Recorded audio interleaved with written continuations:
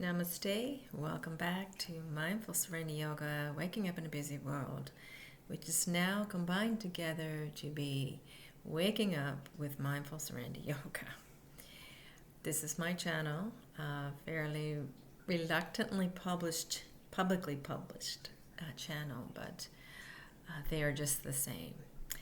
As I've been telling others, I've been doing this little exercise of answering a question within a 10-minute time frame for well over a year now, and I do it mostly for selfish reasons to assimilate the learning that I've been receiving over the course of my 25 years of studying yoga and practicing yoga, as well as studying other Eastern gems of wisdom, as well as poetry, science, great literature, psychology, you name it. I've done my best to study it.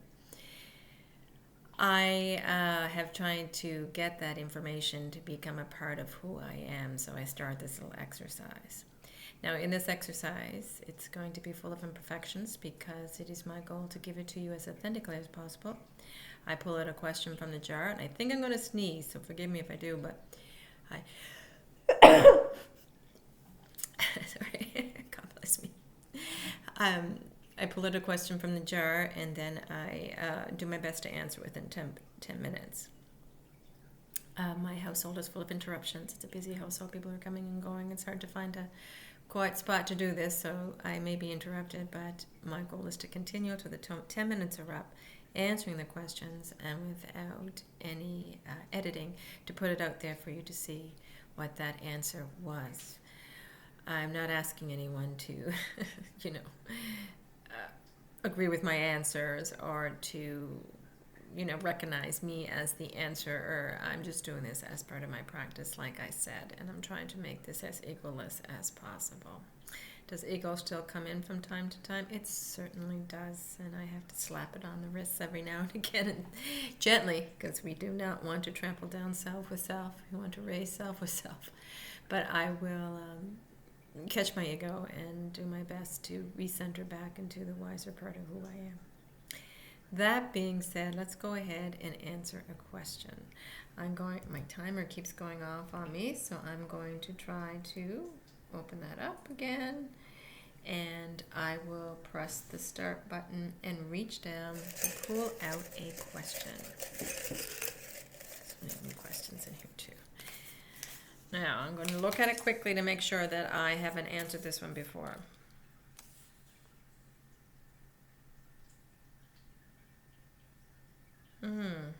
Okay. I think I might be able to answer that. I think it's actually a question that I wrote, so hopefully I will be able to. Deep breath in and exhale.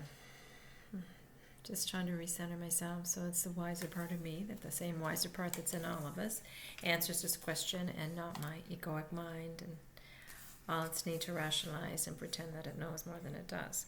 The question that I got now, we only have 9 minutes and 12 seconds left, is what is the knowledge of the secret work? What is meant by the knowledge of the secret work? What is the knowledge of the secret work? I think they're referring to karma yoga with this question. What is the knowledge of the secret work is karma yoga. What is karma yoga? The knowledge of the secret work. And I think I've actually read that word for word in Swami Vivekananda's book. I've been studying the great works of Swami Vivekananda. And he was born in the late 1800s, and I think he was young when he first went out to do his teaching, and I don't think he taught for more than a year or two maybe before he succumbed to something and died at a young age. But in that time, his teaching was recorded by somebody, and there is just volumes and volumes of this amazing wisdom that I read it every night, but I started the book, I don't know, 3 months ago. And I'm reading a little bit every night, and I'm still only 6% of the Kindle. That's the Kindle version. I'm only at 6% of it, and that's how much wisdom is there. But it's just amazing. If you really want to understand the true essence of yoga, or in terms of conceptual knowledge, it's a wonderful read, and I recommend it. That is The Complete Works of Swami Vivekananda. So I have been reading that, and I'm on the first book, and 7th chapter, I believe, and he was talking about karma yoga when I read that. And the secret work that we do is karma yoga. It's the secret of that work is understanding why we do what we do. Why we do what we do. Of course, karma is all about action and doing, right? And we know that there's different kinds of action that affect us karmically. There's our physical action, what the body does, and the body does in forms of our deeds, as well as in regards to our speech. Then there is the mental action, our thoughts, our volition, our intentions. Our intentions are so powerful when it comes to karma and what we receive in the universe. And then there is the third one, which is our energies. And when we're talking about energies, we're talking basically about our Shakti flows, whether or not our energies are high or low. If our energies are high, it's usually because we have free-flowing Shakti. We have less blockages. If our energies are low, like most of ours are, we're focusing on the narrow little me spectrum with all its problems and dramas, and our fears, basically, which is a big one in that, and our desires, our needs for things to be a certain way so we feel comfortable inside. And when we focus like that, we're operating from lower energies. We are also creating more samskara blockages and obviously accumulating more karma. So karma yoga it's a form of yoga. It's one of many forms of yoga, but it is a way of choosing our actions consciously, using the Hindu variation of the word dharma. Now, you probably heard dharma before. Dharma and karma go together. They're intertwined. Dharma, in the Buddhist perspective, is basically just reality, the truth. When someone's teaching the dharma, they're teaching the truth. What Buddha discovered and taught his disciples years ago gets passed on from generation and lineage of the Buddhists. In Hindu terms, it's a little different. It's considered to be a cosmic law that governs our right action in social orders. So right action is the big term in that when we think of it. So right action obviously is going to go with karma because we're talking about action.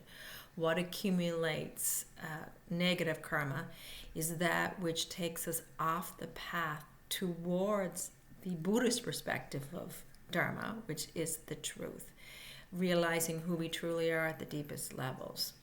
Realizing that we are not this mind that we've created so many different things with and believe to be true. We're not these bodies. We're just using these vessels of mind and body while we're here so we can reach this true goal of realizing who we are beneath them.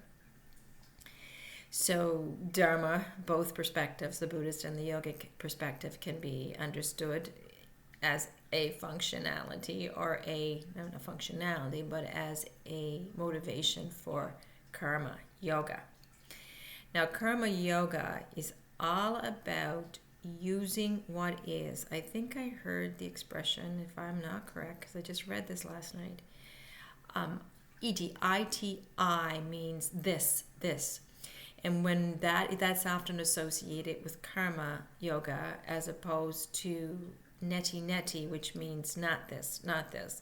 So in karma yoga, we're not renouncing as we might be in the neti, and we are embracing this, what this is. This too belongs, sort of thing. So we're looking at what life is giving us with all its challenges and its blessings, its ups and its downs, its curveballs and its fastballs, its, whatever life is giving us. We are saying yes, this to it, iti, to it. We are saying, I will use this to help me get to that ultimate goal of self-realization or yoga. Because yoga is actually a form of self-realization. We really realize the oneness of everything that goes and exists beyond this mind concepts. We live in a world of time, space, and causation, and yoga, of course, is causation, but we live in this and believing it to be all there is, believing it to be reality, when we, in our true nature, and life in its true nature, is so much more than we could ever comprehend. karma yoga, taking action and using right action to get to our goal, is what will help us to get beyond this pseudo reality we created into what is real and true. So karma yoga is a way of using what life gives us, choosing right action. And I know right and wrong are dualistic terms we try to get out of when we're talking about yoga, but I mean it in the sense that but the Buddhists use it as in the Eightfold Path is actually right ways of approaching life.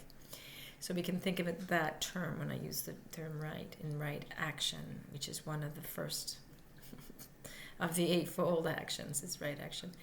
So when we talk about right action, the Dharma in the Hindu perspective, we're talking about what can I do that best serves me in this, not me as little me, but self with a capital S, in helping me to realize my oneness and union with all. What can I do? How do I get beyond this mind that has become such a big veil between me and reality, the other dharma, truth?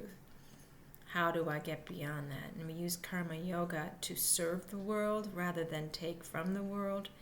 If we're operating from a state of I and mine and this universe, this world is for me to experience and to utilize for my selfish benefits, and when I say selfish, I mean the egoic benefits of serving this false sense of self we have as a little me with its puny little problems. If we think that the universe is here to help us get, for example, that Porsche that we want, or that job what we want, or that soulmate that we want, we're greatly mistaken, and we're wasting this big, powerful energy, this flashlight of awareness, and shining it on the wrong things. We're not taking part in right action. We're not, and especially if our choices are based on that desire, or based on our fear to stay away from things that we think will harm this little me. We are not following through with right action. We're not going to stay on that path towards true realization in yoga. So we really need to be consciously aware of the actions we choose. And I like what Michael Singer said today in a podcast regarding right action, and it was on his Temple of the Universe weekly talks. He spoke about this idea of being inspired rather than desired when we make these important choices before we act. All our actions, if we're conscious and aware, should serve the greater self, and that serving of that greater self partly involves getting rid of this little me that's in the way. Anything that removes the little me, that brings up those samskaras, as painful and as irritating as it may be, is helping us to get to our goal of oneness and self-realization and yoga. Well, I don't know if I just talked myself around in a circle, but that's my answer for today. As you can tell, time is up. Thank you so much for joining. Namaste.